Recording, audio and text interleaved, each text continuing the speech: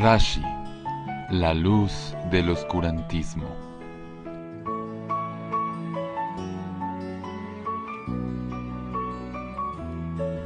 La historia que vamos a ver hoy sucedió aproximadamente en el siglo XI. Rashi fue educado en Francia, siendo un talmid extraordinario, que vivió en los tiempos de la persecución de los Yehudim por el gobierno de terror de los cristianos en contra de ellos. Él tenía la capacidad de estudiar y absorber todo su estudio rápidamente. Los Perushim del Tanaj y del Talmud para Rashi fueron realmente algo muy importante, por lo que hasta nuestros días, sin ellos, sería imposible comprender la Torá.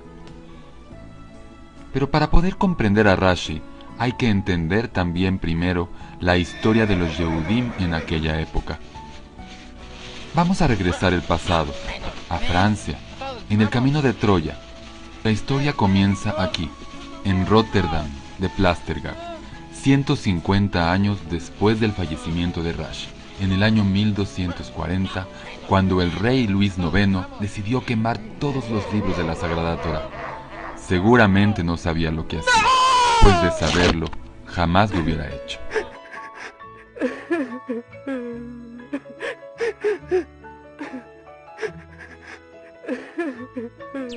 Después de este hecho tan terrible en el siglo XII, cuando Carlos el Grande invitó a todos a dejar Babilonia e irse a Francia, a mediados del siglo X, hubo un tiempo relativamente de paz entre los Yehudim y sus vecinos Goim. ¡Es niño! En esa época de paz nació Rashi, en el año 1040. Tenía solamente 8 años cuando abandonó Troya y se fue a Worms y a Mainz a estudiar Torá, que eran centros de Torá en aquellos días. Después de algunos años se casó y tuvo 2 hijas, decidiendo regresar a Troya, la ciudad de su nacimiento. Jajam, jajam, esto me lo llevo yo. Nosotros perdemos y Troya gana, Rabbi Shlomo. Tengo muchísimos escritos acerca del Talmud de Rabbeinu Gershom, apuntes enteros del Talmud, y también tengo mucho acerca de los contrasim que hemos escrito últimamente. Vas a necesitar más que libros y otras cosas para ser dirigente. Pero jajam, yo no quiero ser un dirigente, yo nada más quiero ser un moré, estudiar y enseñar los apuntes que he escrito. Estás obligado a escribir, te sale bien, y explicas muy bien toda la Torá, pero también tienes que ser un dirigente. También dirigir. Suficiente con el estudio para estar ocupado. Ay, Rabbeinu, los libros no me enseñaron cómo dirigir. No temas nunca en dirigir. Con tu puro ejemplo ya diriges a las personas. Eso es todo lo que tienes que hacer, no lo olvides. Y recuerda, Itzhaki, todo lo que tú estudias es lo mismo que estudiaron desde Babel. No le cambies ni una palabra a toda tu explicación. Así será, jajam. Muchas gracias. Rabbi Shlomo, Mainz te va a extrañar mucho ahora que te vayas. Yo también sin ella, monseñor. ¿Pude convencerte de algo? Con tu amistad nada más. Ajá, eso ya lo tenías desde antes. Y saber que para aprender la Torá hay que estudiar el Talmud. ¿Yo te convencí a ti de eso? Ja, mientras más se negaba, yo más quería hacerlo. Veo que no te enseñé nada, ¿verdad? No, de ninguna manera. No, todos aprendemos de todos. Quizá a veces se aprende más de los que están en nuestra contra. Bien, tendré que buscar a alguien más para estar en su contra. Ten cuidado, los caminos son peligrosos, en especial para los judíos. No se preocupe, monseñor. Los caminos están llenos de comerciantes que van a ir a Troya. Be'ezrat Hashem estará bien.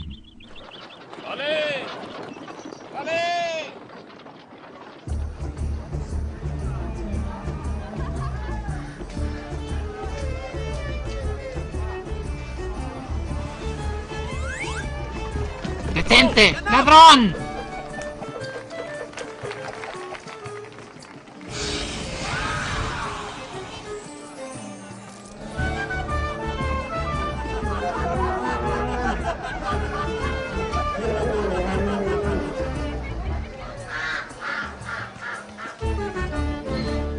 ¡Ratero! ¡Ladrón!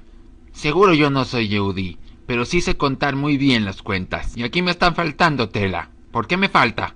Me estás robando, ¿eh? Esto es lo que tú me pediste de acuerdo a las medidas de Troya. Que yo no tengo la culpa que no nos sepas contar bien. Mira, 1, 2, 3, 4, 5, 6, 7, 8... Yo vivo en Troya y tú lo sabes bien. Trae acá. Tráigame 1 metro de verdad. ¿Ya ves? Tu metro es más corto que el normal. ¡Ladrón! ¡Ladrón!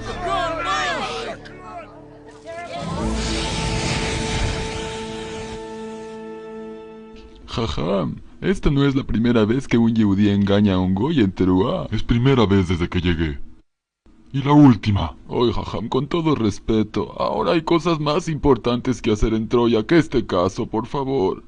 Créame. Los goim engañan a los yehudim. Igual que nosotros a ellos.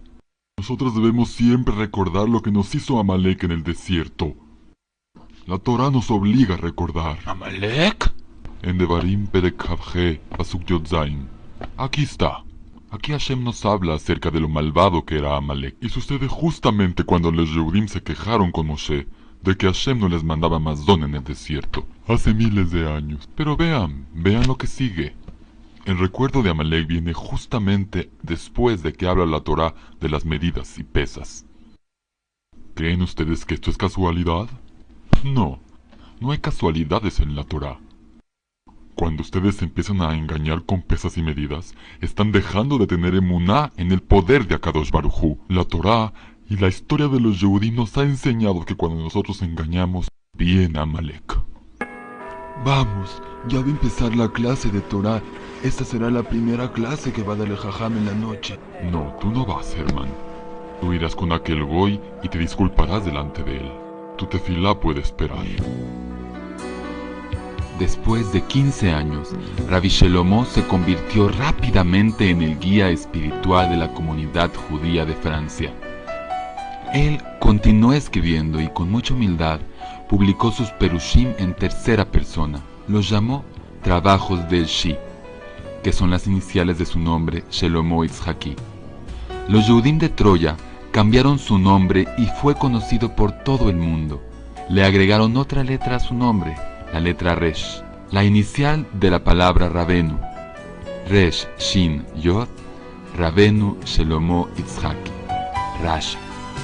Otros dicen que el significado es más profundo, Rabam Shel Israel. Cuando la gente escuchaba el nombre Rashi, la gente sentía un gran amor y un gran honor por él. Rabbi Shlomo Itzhaki, buenos días. Pero, ¿quién eres tú? ¿Tú me conoces? Jajaja.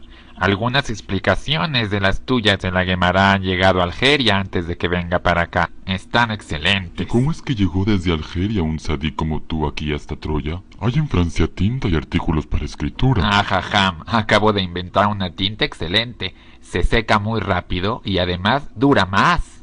Mira, pruébala. No la preparan en Shabbat, ¿verdad?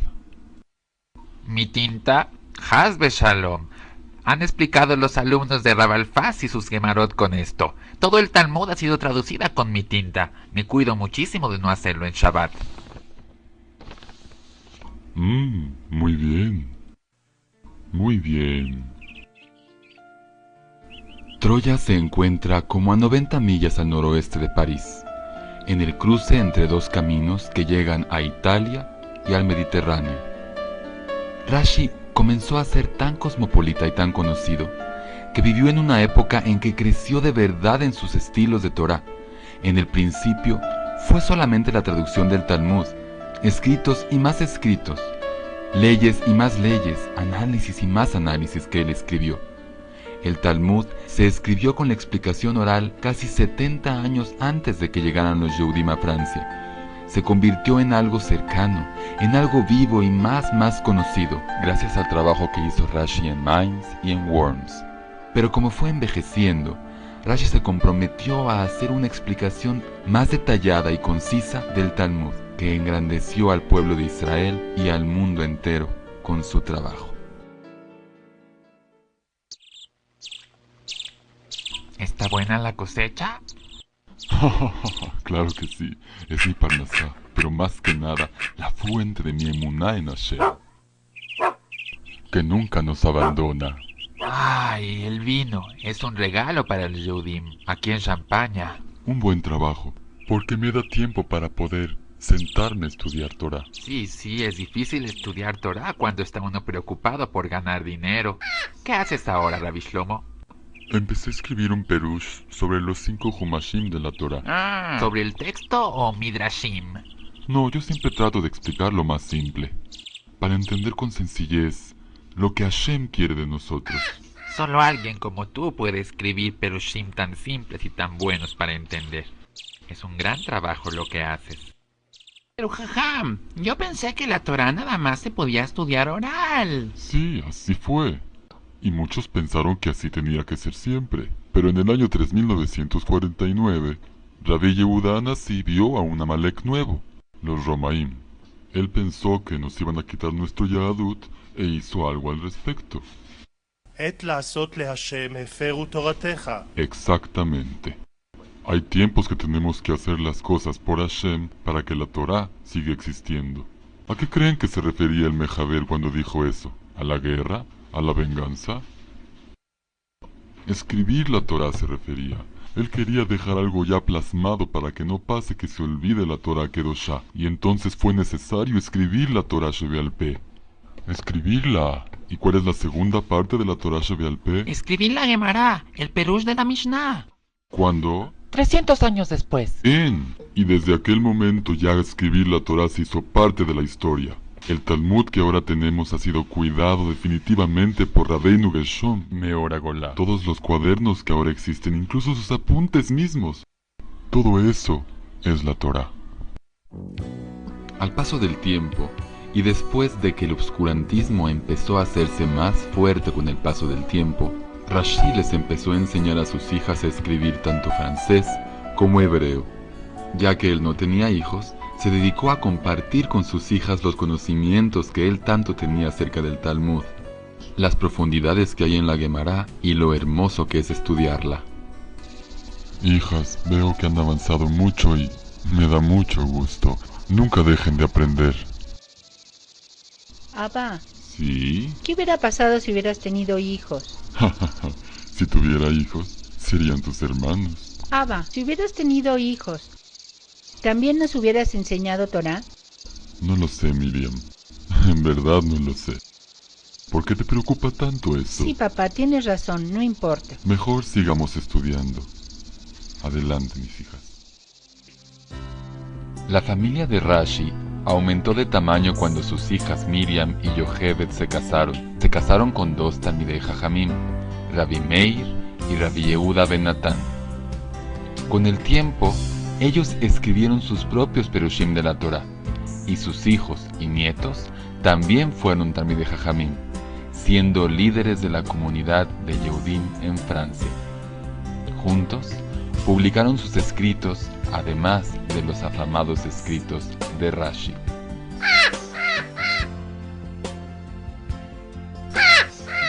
Se ve tan fuerte, abuelito. Fuerte, pero delicado. Observa cómo entra a su nido. Nunca va a entrar de repente. Entra despacio para no asustar a sus polluelos. Cuando estudiamos Rashi, no hay forma de no sorprendernos de la sabiduría que él tenía sobre tantísimos temas, como ciencia, astrología, física y temas que para su tiempo eran increíble haberlos conocido. Al principio mueve sus alas y después hace ruido para que le escuchen. Devarim Lamed Bet Yod Aleph. Muy bien. Ganeshe Yair Kino. Así Hashem nos sacó de Mitzrayim. Con delicadeza. Hashem nos sacó con delicadeza. Para entender la Torah y su uso día a día, Rashi puso especial atención a los detalles, tanto que escribió más de 3000 tratados y lo escribió en francés para que fueran más exactos los significados de ellos. Hasta hoy en día, el que estudia francés antiguo usa las traducciones de Rashi. Y apenitas los toca. Mira. Algo de la viera, Jeb. Y Frost Nafav. Y Cajeu. Yesaeu al Ebrató. ¿Hashem tiene alas, abuelito? Es un ejemplo, Shmuel. Una metáfora. Es más fácil entender a un águila que entender a Hashem.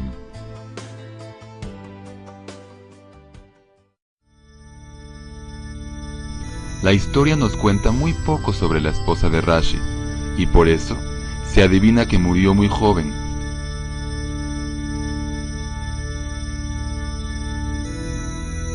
Si es verdad, se entiende por qué Rashi estaba tan apegado a sus hijas. En vista que era muy conocido el éxito de Rashi entre los Goim, Rashi se preocupaba de que hubiera mucha mezcla con ellos. Ese miedo lo acompañó por el resto de su vida. Tenía miedo de las persecuciones y las cosas malas. Pero ¿por qué es tan importante la azúcar, Jajam? La azúcar nos ayuda a ser humildes, a saber de dónde venimos. Ni de Francia, ni de Babel, ni de Roma. Salimos de Egipto para poder cumplir la Torah y estudiarla incluso en Sukkot pequeñas como esta, donde Hashem nos acompaña. ¿Pero de verdad necesitamos una azúcar para recordar? El Yahadut nos enseña maneras para poder vivir la Torah. Sentándonos en la azúcar podemos sentir la presencia de Hashem que está arriba de nosotros. De otra manera, en nuestra casa nos sentiríamos seguros y eso no puede suceder. No te equivoques, Rabbi Simcha. La historia se repite y siempre habrá alguien que nos odie y tenemos que estar con mucho cuidado. Es muy importante eso. Pero contamos con gente influyente. Francia es muy buena con los judíos. ¿Por qué te preocupas tanto? No lo comprendo, Jajam. Yo nada más veo la historia como hasta el día de hoy. Bezrat Hashem, sigamos estudiando Torah en este país. Beshalom.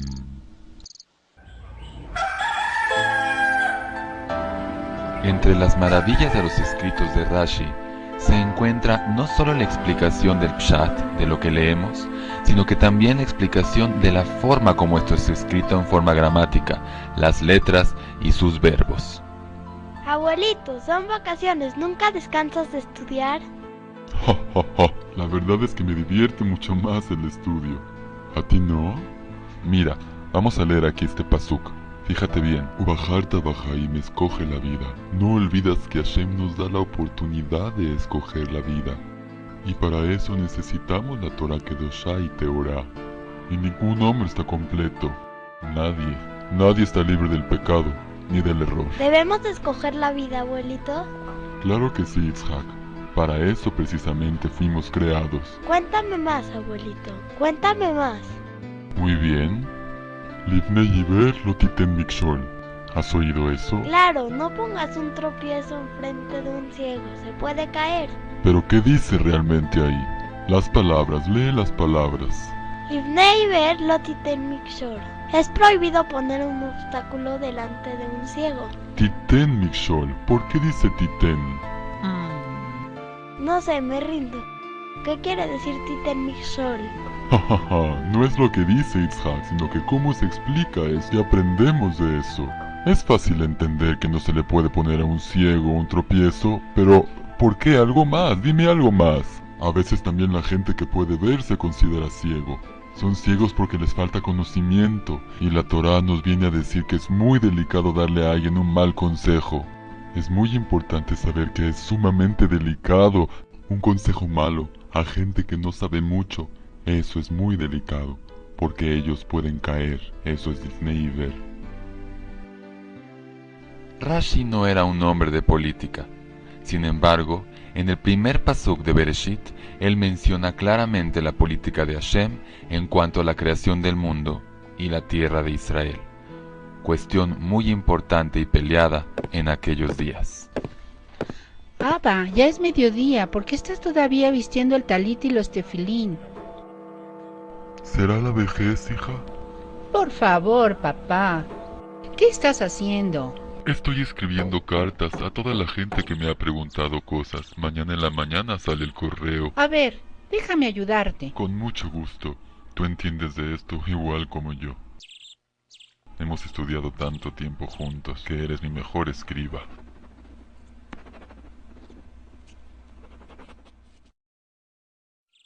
Para Rashi, la halajá estaba antes que cualquier cosa. Y además de eso, cuidaba muy bien de respetar los minagim, las costumbres de antaño. Rashi sentía que la tradición que pasa de generación en generación seguro llegó de alguna fuente y base sagrada, y por eso debía de cuidar esa tradición con toda exactitud. Él decía que aunque no somos profetas, todavía somos hijos de profetas.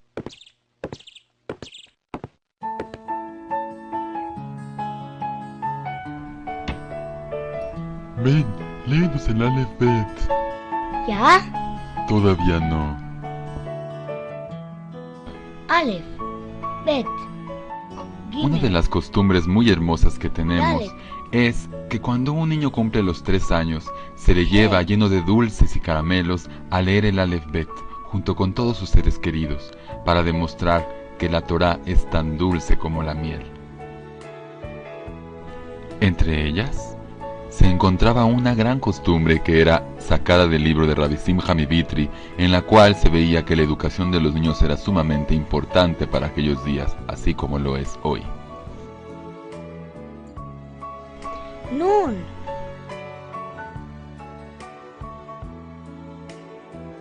Yo también quiero. Ya falta poco. Kuf, Ese es Rashi de la siguiente generación. Ojalá que así sea. Resh, En el mundo judío de Francia a mediados del siglo XI, el sistema de los Goim era obligar al niño a estudiar. Ese era el sistema que llevaba Agustino, pero Rabbi Simcha de Vitri creía que había que cambiar el estudio en forma positiva. De ese movimiento salió un grupo que creía en la amistad, el compañerismo y en la felicidad que el niño tendría si estudia Torah no por obligación, sino por amor a ella. Taf,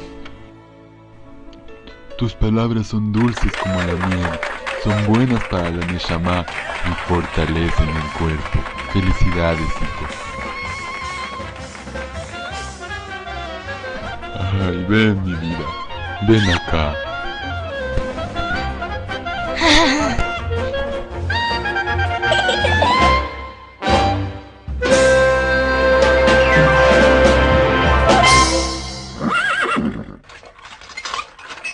El movimiento de las cruzadas, donde los Goim querían conquistar Jerusalén, empezó en el año 1096, casi al final de la vida de Rashi.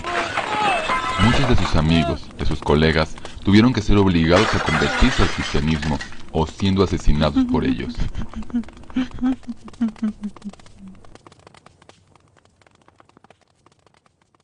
Rashi impuso sus ideas no solamente en el Bet Mishpat, sino que también lo hacía dentro del Bet Knesset. וידבר משה באוזני כל קהל ישראל את דברי השירה הזאת האטומם. ברוך אתה השם, אלוקינו מלך העולם, אשר נתן לנו תורת אמת, וחיי עולם נטע בתוכנו. Me gustaría subir al que todos dijeron que era pobre, por favor. נותן התורה. יעמוד רב אשר בן זאב להגבהת התורה.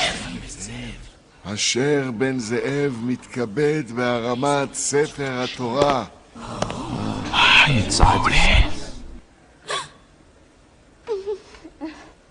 וזאת התורה אשר שם משה לפני ישראל, על פי השם ביד משה.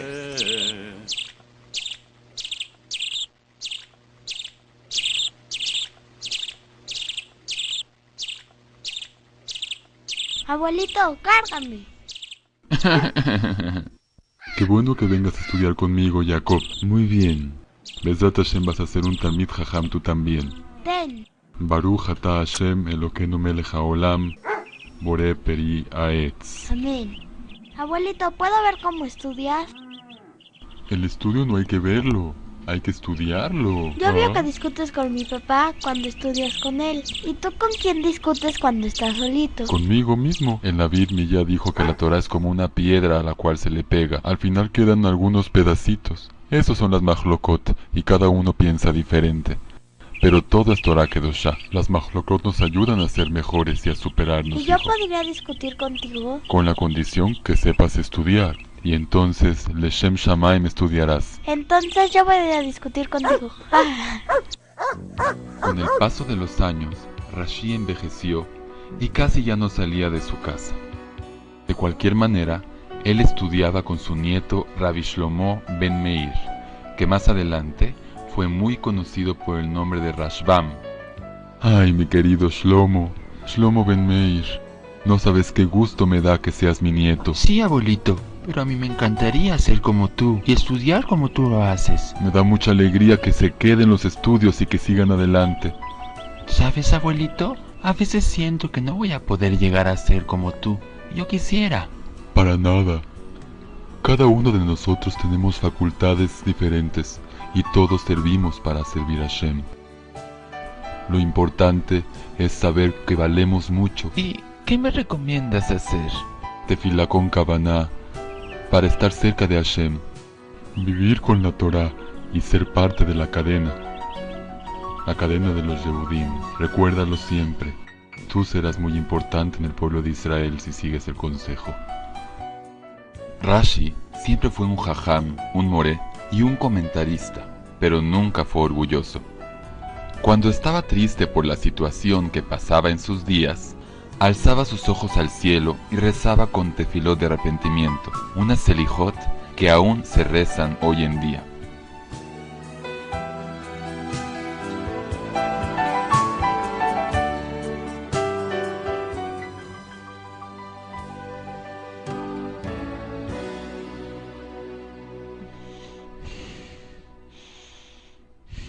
Rabbi Yossi, hijo de Rabbi Hanina, dice que en la última parte de la Mishnah, que ya que él comió afuera de las Jomot, es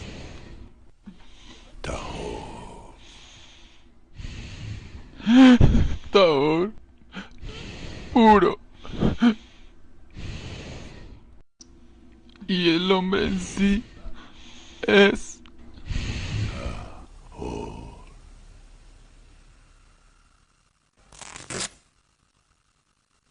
ברוך אתה השם, אלוקינו מלך העולם דיין אמת.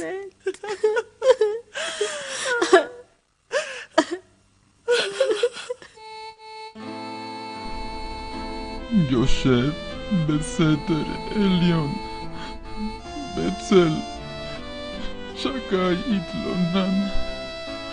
Antiguamente, antes de que se detallara exactamente el calendario, era difícil saber cuándo moría un tzadik, pero en el caso de Rashi, se sabe exactamente cuándo murió, y esa fecha pasó a la historia. Pero el lugar de su tumba no es conocido. Rashi logró que la Torá esté al alcance de todos, desde la más simple hasta la más detallada. Hoy en día, también los Yehudim con una educación muy básica se pueden maravillar con el estudio del Humash gracias a las explicaciones de Rashi.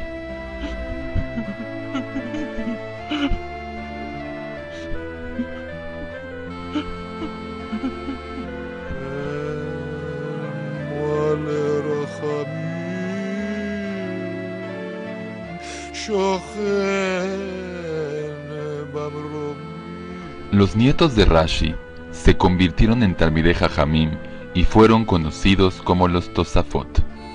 Cada uno de ellos estudió los escritos de su abuelo, y así continuaron con la cadena de la Torá que empezó Rashi. Su nieto, el pequeño Jacob, se convirtió en Rabbeinu Tam, y fue el más famoso de los nietos de Rashi. Rabbeinu Tam no siempre estuvo de acuerdo con las explicaciones de su abuelo, entre ellas la famosa puesta del tefilim. A pesar de ello, fue el que más se apegó a la cadena del estudio de su abuelito Rashi. Él siguió a las comunidades de Francia y Alemania que sufrieron mucho a manos de los cruzados.